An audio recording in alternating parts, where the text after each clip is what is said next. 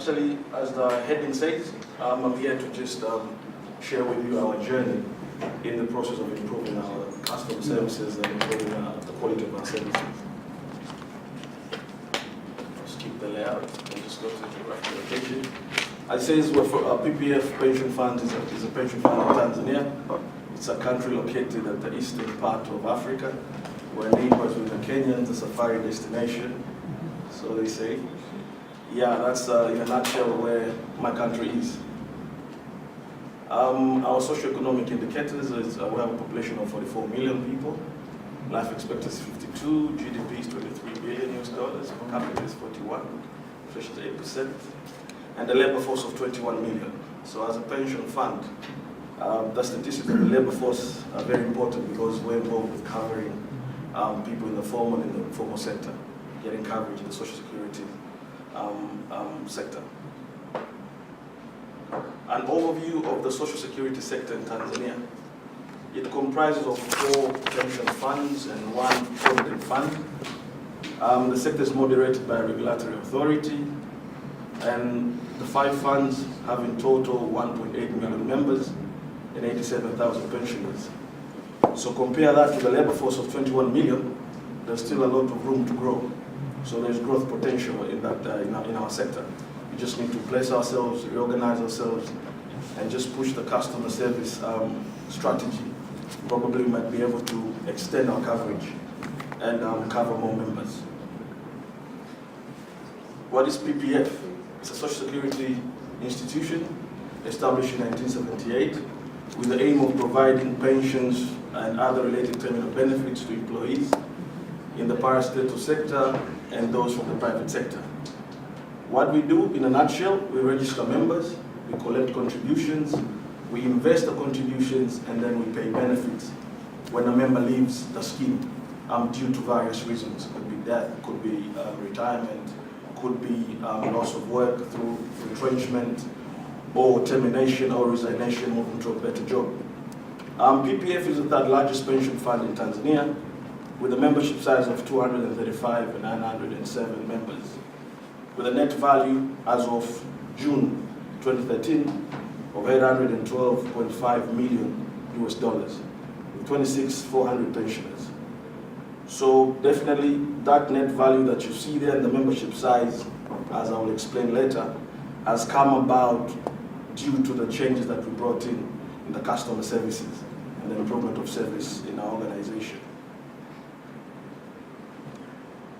Why did we decide to introduce the reforms in the service provision? One of the key factor was the introduction of competition in the social security sector in Tanzania. How the sector operated before the reforms came about in 2008. The pension funds operated sectorial. What it meant was each pension fund had exclusivity in a certain sector. For instance, PPF pension funds. It was the name PPF comes from parastatal pension fund. It was a pension fund that only catered for parastatal institutions. So it meant that employees who were hired in that particular sector, that is parastatal, they were forced by law to subscribe to our pension scheme. So sort of it built a monopoly. It was some form of a monopoly. So the same thing happened to other social security funds. We had a local government social security fund, specific for the local government, exclusive for the local government, right for the civil service, and we had for the private sector. So this was sectorial, and each sector had an exclusivity which created some form of monopoly. So in 2008, the government actually opened up the sector in the reforms and allowed members to decide which scheme to subscribe to. So it was upon members to decide. If I want to go to PPF or any other scheme, I'm allowed by law. So that what that did was it brought about stiff competition, cutthroat competition, and definitely for us to survive and sustain our fund, we had to reorganize ourselves. So this is why we thought that one of the areas that needed improvement was a quality service provision. Another thing was member complaints and other services.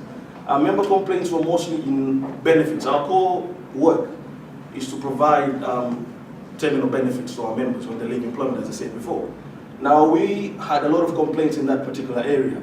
Definitely, I suppose, due to us being a monopoly, created a lot of complacency, I suppose, people were in no hurry. I think the culture was just all wrong. We attribute that to the monopoly and of course the Tanzanian culture at the same time. So we received a lot of complaints, and that was just in benefit, but as well as other services. What we do, we issue membership numbers to our members when they're registered. We issue statements, and we had a standard time to do that. Benefits were to be paid in 4 weeks. IDs from our members were to be issued in 5 days. We're supposed to deposit in the account of our pensioners on the 25th of every month, but we're not able to do all of that. Now, at that particular time, we didn't know why until we did an analysis and found out some of the problems was just the culture of people. People didn't have the speed culture. They just didn't have the commitment and the push to actually do these things faster and be able to meet our standards. Another problem was, of course, the member complaint led to a problem in attaining our corporate objectives. One of our key corporate objectives in the 5-year corporate strategy plan is to double our membership size in the next 5 years. So we're to double the membership size, and the membership size has a direct correlation to the net value of the organization. So we wanted to double that so that that could double the net value of the fund. So we thought that without reorganizing ourselves, we won't be able to achieve that, which is core, and the survival of the organization will be in jeopardy. So we had to bring about reforms in the company. How did we go about the reforms? What the management did was it formulated a team to steer the process. What the team did a study and found out a few problems and came up with recommendations. And one of the recommendations was to introduce the customer care policy, which eventually led to a customer care charter. So that was just one of the recommendations. There are other recommendations. Our processes had problems and our people had problems, but the key issue that was actually that came up in the study was the problem of customer services, and they thought that what we should do is introduce a customer care policy and a customer care culture that will help us to move forward. So the key proposal was to introduce the customer care charter, which was under the customer care policy. Now, the charter in PPF, it outlines our promises. It's actually a bucket of promises. We have promises for all our processes. For instance, payment of benefits. We have a standard time in the customer care charter. It's supposed to be 28 days. Let's say issuance of membership contribution statements. It's supposed to be done at the end of every month. That is a standard. How long does it take to pick up a phone call? We have a standard for that. It's 5 seconds. How long does it take, let's say, to attend to a customer when he walks into the lobby for the customer, for the frontline staff? It's supposed to take not less than 5 minutes. So we had those standards in the customer care charter. But what we realized was we will not be able to achieve whatever we set out in the customer care charter without change in mindset, in perception, in looking at things. So we thought that in order to do that, in order to leave the customer care charter, we had to introduce the reforms, and the reforms were to be specific on people's perceptions, attitudes, mindset change, and all of that. So the executions, as I've already said, it thought that the customer care charter could not be achieved until the mindset change was brought about. So it was imperative to introduce the culture change program. And that is when our partner, Mr. Versi Noasis, came into play. And they looked at our problems and they advised which programs we should actually take on board. So our consultants actually advised us that the programs we should take on board should take 3 years. We should go through a 3-year culture change program, because they figured, as we said before, that our main problems was with mindset change and attitude and all of that. And as the previous speaker said, talked about Kazakhstan, they said they came from a certain culture because I suppose of the politics of the time and the economy of the time. We went through the same thing. We were a socialist state before 85. So there was a certain culture. The competition culture wasn't there. So of course the mindset of the people and the outlook of the people was a bit different. So because of that, with the experience of our consultants, they thought that the key issue here was just mindset change. The people are hospitable. If you come to Tanzania, Tanzanians are very hospitable people. As you can see, Mr. Vesti, he seems to go to them, isn't it? Yeah, we're very hospitable people, but they just, without being hospitable, what we needed was just polish. Yeah, so they came up with the polishing aspect of it in order for us to be able to move forward and achieve our goals. So the plan was supposed to be a three-year culture change program. It had enormous commitment from the top management. The Director General was very committed to this because before the program started, he made sure he explained the program and the objective of the program to every staff in the organization. Through meetings, we had various meetings before the program started. He also had articles on the intranet, just explaining the program. Not each program, but just in a nutshell what it's all about. And actually push this to even leaders in teams, that before even the program started, we should at least let our people understand what it's all about and what we're trying to achieve. So that was a commitment, and it just didn't stop there. It actually went to the financing, because they financed it because they thought it was important, and we needed it. And yeah, so it was financed, and that was the aspect of the top management involvement. How did we go about it again? The process started with getting the consultants. The consultants, what they're supposed to do was to come up with a program of course and how the program would work.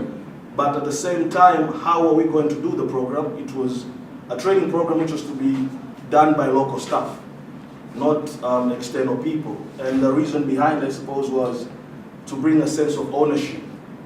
Because if it's done locally, as the previous speaker said, it brings the sort of, yeah, this is one of our own. It's actually teaching us these things. So, this is our thing, and it helps in actually changing people's perceptions and the effectiveness of the program. So that was what the consultant actually advised, and that's what was done.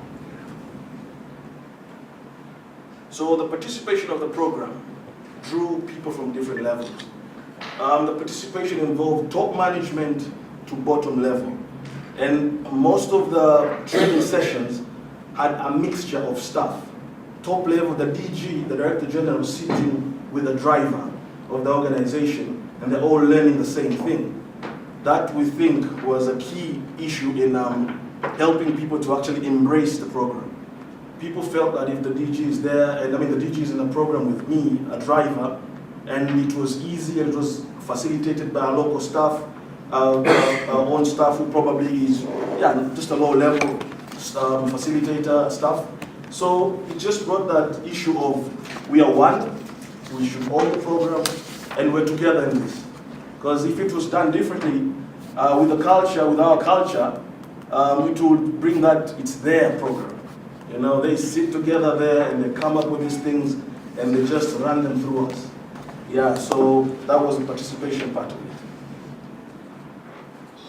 So what the consultant did, trained the facilitators, as I said, internally, and they were just not trained. In Tanzania, they even had an experience to do a study tour. We actually went to South Africa, to some of the leading companies in South Africa, to learn how they implemented speed, how they implemented empowerment, the feelings.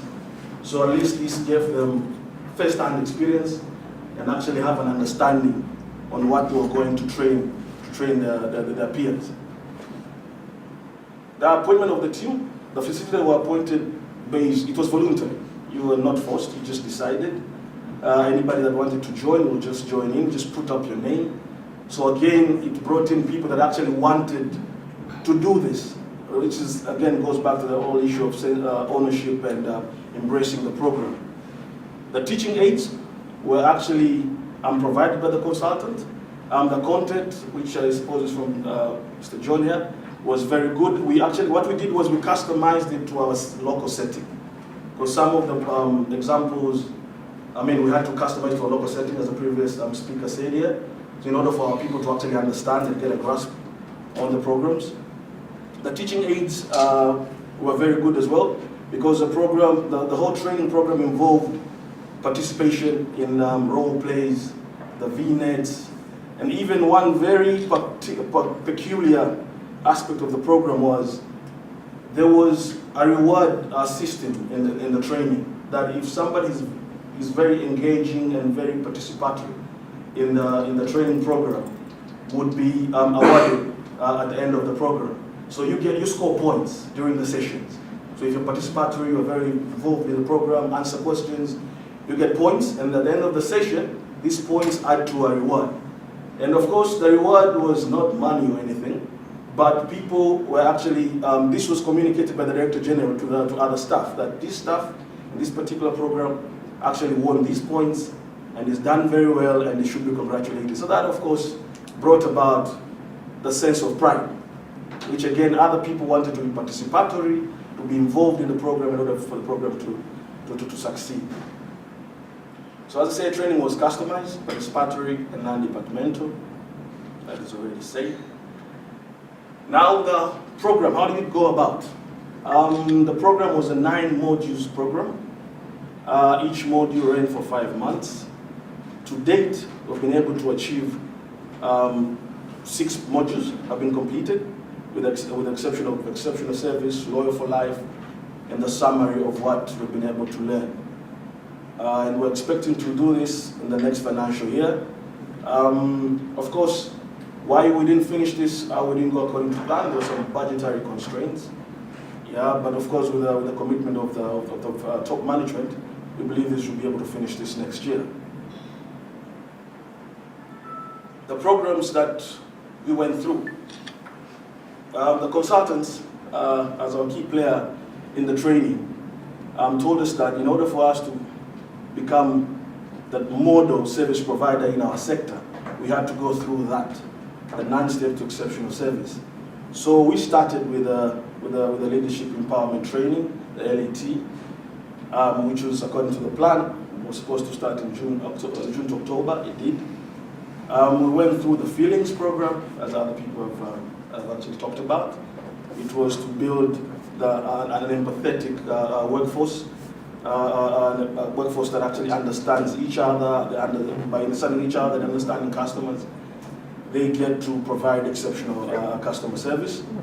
We went through empowerment, empowering our staff to make on-spot decision. One of our biggest problems in the complaints that I talked before was the delay in payment. You see, I'll just talk a little bit on the payment process of a pension scheme. Of course, it involves knowledge, definitely. You have to understand what you're doing. But at times you find that, because we go through, it's a claim that is lodged, and that particular claim is supposed to be paid, it's a document. So you'll find at times there are very minor information, very not important information that is missing on the claim. But it's because our staff that actually receive the claim are not empowered enough, they will send the member home that, go and rectify that information or go put that information down and bring back the claim to us. That, of course, agitated our members. But the problem was just empowerment. We just didn't understand that there are alternatives to everything. So when somebody lodges in, just look at the claim. Is there an alternative? Are they breaking any laws? If they're not, if it's according to procedure, let it go. Same with the people that were paying the claims. Somebody receives a claim, he starts stopping the claim of a very silly thing that he could have either consulted, or even from experience would have actually let the claim just sell through and us be able to meet our standards that we've outlined in our customer care charter. But again, the same person will leave the claim there and not sort it out, and then it will take longer to actually pay the claim. So empowerment brought in people that ability to be able to sort out things. They didn't have to consult everything. And of course, what it did, again, it emphasized the issue of knowledge. Most of our staff are very experienced in whatever they're doing, so they have the knowledge. They just didn't understand how to use the knowledge in order to make on-the-spot decision. So I believe what we've been able to achieve, which we'll see later, is due to all the programs, of course, but empowerment in certain aspects that are very core in our organization. We went through, remember me, the care aspect of staff to just care for our customers, remember their first names, and all of that. We went through speed, do it right, do it fast. We went through we went through bad campaign. It was exceptional and loyal for life. We haven't done. Went through bad campaign, which was at least to build some sort of ownership, which is when you actually try to minimize companies' resources, coming up with solutions to problems, which eventually improves the quality of service that we provide to our customers. So in a nutshell, that is what we've been able to achieve, and that is what we've been able to put in play in our organization. How did we measure performance? As some of the tools that were given by consultants, we came up with a team of 20 assessors who are appointed within the organization. And the tools that they used, of course, they used the evaluation forms, the customer surveys, the surveys that were done internally. Some of the things, those are what were given by the consultant, but as well, our management and in collaboration with other staff, in that whole aspect of people being part of what we do. We came up with a system that actually we're implementing right now, actually tracks how quick somebody responds, let's say, to a claim, to an email. An email has been sent to you to do something. How quick do you respond to that? Even acknowledgement of that particular email. How quick do you do that? So we figured that helped us to actually understand where we are in the programs and where we are as a change process. At the same time, on the evaluation, other than the evaluation tools that the consultant gave us, we've built a system called CRMS, Customer Relationship Management System. This system had been there before, but now we've just improved it. It's a system that is used to track data and queries from customers. We have walk-in customers, so we record the walk-in customer query on the system that is manually by typing it. We get letters as queries. They're actually scanned and linked into the system, so we follow how long it takes to actually answer that particular query or answer that letter, because you can actually follow that in the system and see every time. So it shows us if somebody stayed with a query for, let's say, a week, and we have a standard time of answering a letter in actually 5 days, then this person has gone against our charter. So those are just control measures. Also, in the same CRMS, now we are actually looking at linking telephone calls to the same CRMS system. But we haven't done that as a project. It's undergoing at the moment. We're trying to record voice messages. When somebody calls, if we can be able to record that and link it into the CRMS system, that's where we're trying to go. In that way, at least we'll be able to know what are the queries, how did somebody actually answer a customer. Yeah, we'll be able to understand what are the queries and actually even position ourselves according to what customers want and what customers expect. So that was an addition to the evaluation tools that were given. At the same time, we are now connected to Twitter and Facebook. That is something we've just launched 4 months ago. So at the moment, you can find us on Twitter and Facebook, and the same thing, that we're trying to achieve the same thing, other than promoting ourselves there. But again, getting comments from our members. What are they saying? What are they thinking? I suppose with that, we'll be able to know where we are and what we should improve. From the studies that we've been able to run in the organization through the various tools that I've talked about, the feedback has been positive and very good. Even recently, just 4 months ago, we had a stakeholders meeting. We have this every year to get feedback from our members on our services and various other aspects. And we've got very positive reviews on what we've been able to do over the period of 2 years.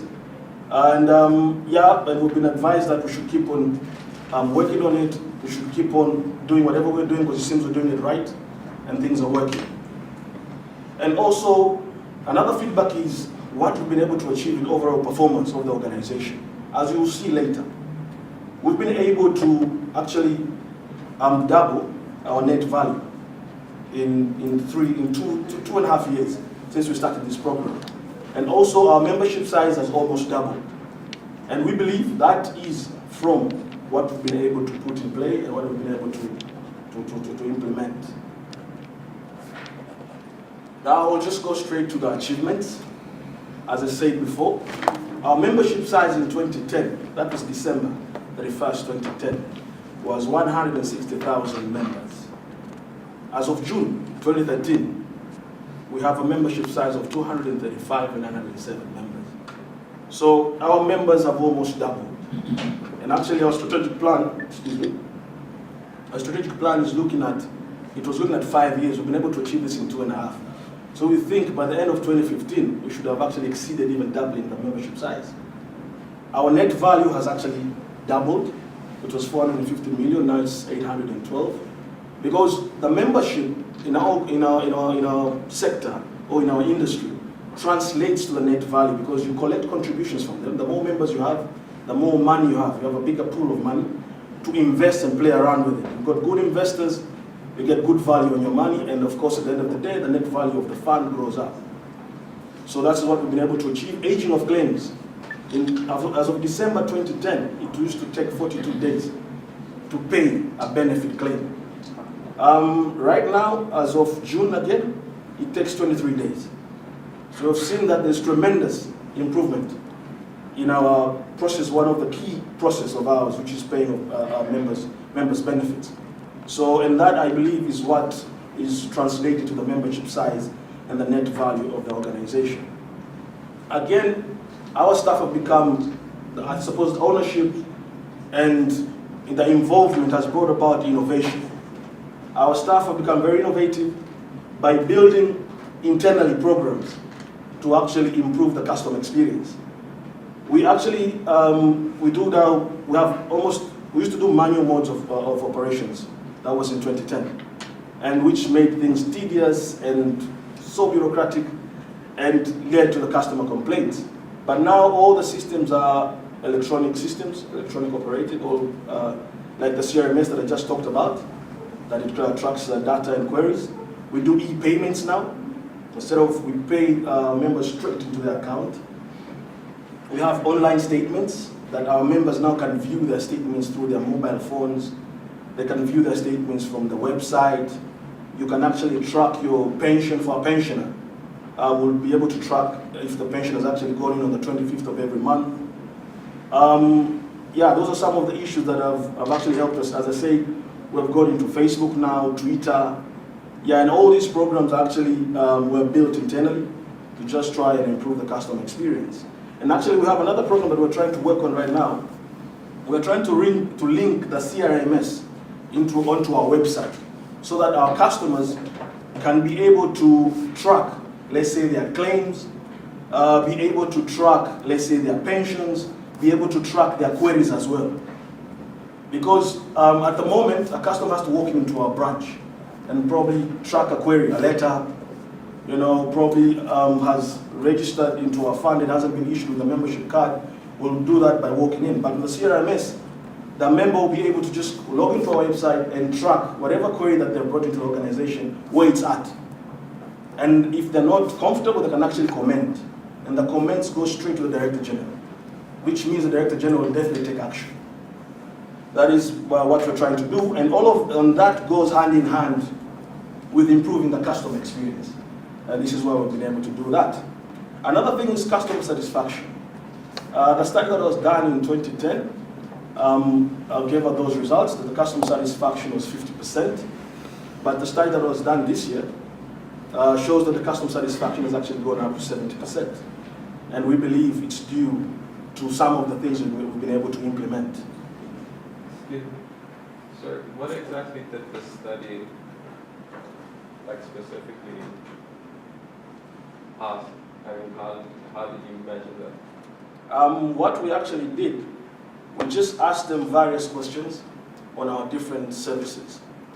Like if they were happy with how long it took to get their claims, if they were happy with how long it took to their queries getting answered, if they were happy with the customer experience, let's say when they're walking into our lobbies. How was the experience, how was the treatment? When they call, how long does it take somebody to pick up the phone? So those were some of the issues, because those were the issues that we had before. And yeah, now based on that data, we were able, before that, we had the 50%, then in 2013 we were able to get the 70%. Did you do it yourselves internally, or you got somebody to do it for you? No, we did it internally.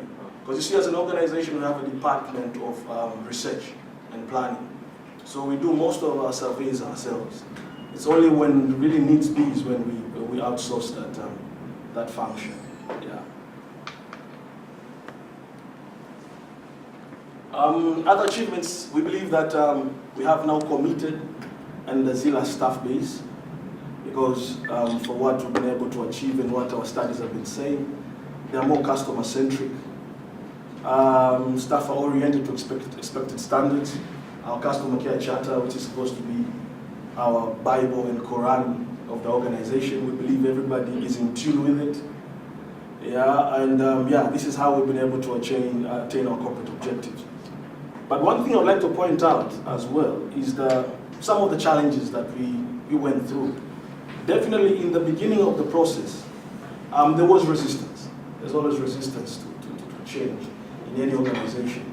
Because people were used to doing things the way they were doing them. Now we're telling them that from now on you're supposed to do them this way, and these are the standards. So we did get resistance, but the assessors, of course, when they did the evaluation, when they ran the study to find out if actually people understood the programs and how they were doing their things, asked the supervisor if actually